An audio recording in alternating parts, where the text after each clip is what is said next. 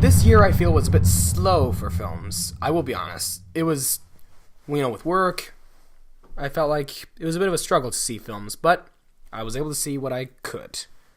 But just so you know, I did not see Fast and Furious 8, aka Fate of the Furious, nor did I see Despicable Me 3, nor did I see the third Thor film. But I can tell you, some of the best films that I saw, or some of the films that I enjoyed this year, some people really, really hated. And some critics also just as well didn't like. One of those movies was The Dark Tower. As you saw my review for The Dark Tower, I didn't mind it, and you know what? I still wouldn't mind seeing it again. I guess I just need to read the books. I know the books are definitely extremely better than the movie, or how the movie adapted it, but honestly, I enjoyed it, and that's all I'm going to say about The Dark Tower. Another movie that I enjoyed this year was the fifth Pirates of the Caribbean movie, Dead Men Tell No Tales. Sure, the Pirates films are getting a little bit old, and I know they may or should have stopped at Chapter 3, but I didn't mind this movie. Although there was a part in that movie which I think they could have changed or deleted. Overall, I thought that the fifth Pirates of the Caribbean film was enjoyable. I also liked the second Blade Runner film, Blade Runner 2049. I know I thought that Blade Runner 2049 was a bit boring, but I think that was because I wasn't really feeling that well that day. And the theater was getting a little bit overheated. I was not feeling that comfortable in the theater.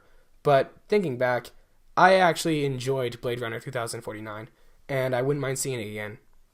It's a good sequel to a 35-year-old film, the original Blade Runner. I'm surprised that Ridley Scott didn't direct this one, to be honest.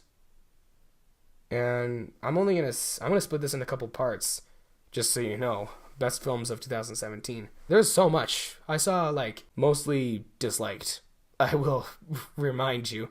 I did like Hitman's Bodyguard, The Hitman's Bodyguard. I will be honest, that kind of dark comedy was worth it. My mother saw it and she said to me, I think you'd like Hitman's Bodyguard. Don't judge my mother's taste of comedy. Everyone's got their own taste of film. Some people like bad films, some people like really good films. I like good films, but I also like films that have a good popular audience. The audience adores it. Movies like The Room. And I'm just using The Room as an example because even though the critics may not have absolutely liked the movie, the audiences sure enjoyed the film. Speaking of which, Justice League was another good film that I loved this year. I know critics didn't really like it. I saw that the audience sure enjoyed Justice League. And I will admit, I walked out feeling really pumped.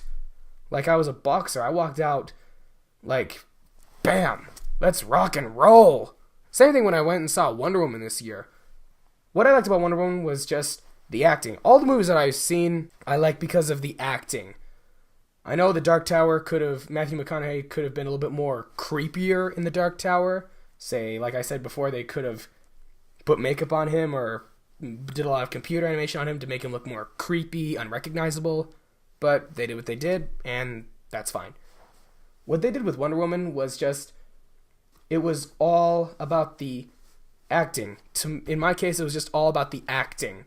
And that's what I enjoyed about Wonder Woman. What will be in part 2? You'll see that soon.